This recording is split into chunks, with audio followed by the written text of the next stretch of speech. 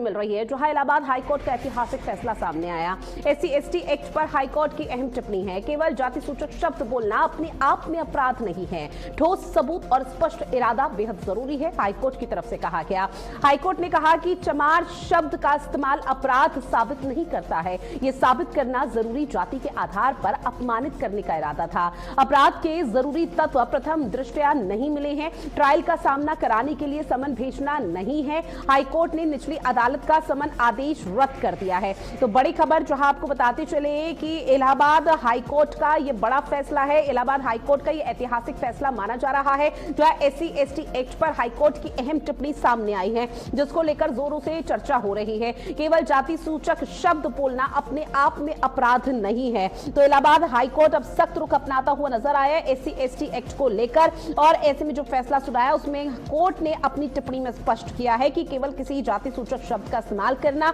अपने आप में SC/ST एक्ट के तहत अपराध नहीं माना जा सकता, जब तक उस व्यक्ति को उसकी जाति के आधार पर अपमानित या नीचा दिखाने की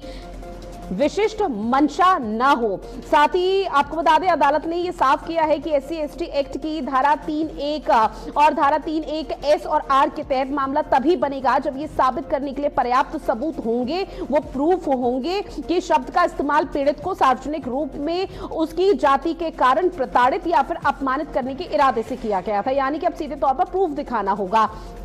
कोर्ट ने यह भी स्पष्ट किया कि अगर किसी बातचीत या विवाद में बिना किसी दुर्भावना या फिर अपमान करने के इरादे से जाति का उल्लेख किया जाता है, तो वो खुद ही इस कड़े कानून के दायरे में नहीं आएगा। हाईकोर्ट ने स्पष्ट किया है कि स्पेशल SC/ST एक्ट कोर्ट को किसी भी आरोपी को समन जारी करने से पहले रिकॉर्ड पर मजबूत सबूतों और वास्तविक मंशा की गहन जांच करनी चाहिए, न कि सिर्फ आरोपों के आधार पर सीधे कार्रवाई करनी चाहिए। अब इसी के तहत आपको बता दें, कई अमूमन तौर पर मामले देखे हैं जो झूठे मुकदमे या फिर बयानों से पलटने की प्रवृत्ति पर भी कड़ा रुख यहां पर अपनाया जा रहा है, क्योंकि कई ऐसे मामले हैं जिस पर यहां पर फंसा दिया जाता है SC/ST एक्ट के तहत। लेकिन अब ऐसा नहीं होगा, क्योंकि इलाहाबाद हाईकोर्ट के बाद का जो ये ऐतिहासिक फैसला है, उसके बाद बहुत से लोगों ने अब निश्चित तौर पर राहत की सांस ली है। लेकिन अगर यहां पर कोई ये ब्लेम लगाता है, कोई आरोप किसी पर लगाता है कि उसने आपत्तिजनक या जाति सूचक शब्दों का इस्तेमाल उसको अपमानित करने के लिए किया है, तो अब हाईकोर्ट का सीधे तौर पर यह कहना कि उसको लेकर प्रूफ दिखाने होंगे, सबूत दिखाने होंगे, तभी ये माना जाएगा और तभी SC/ST एक्ट के तहत कार्रवाई हो पाएगी।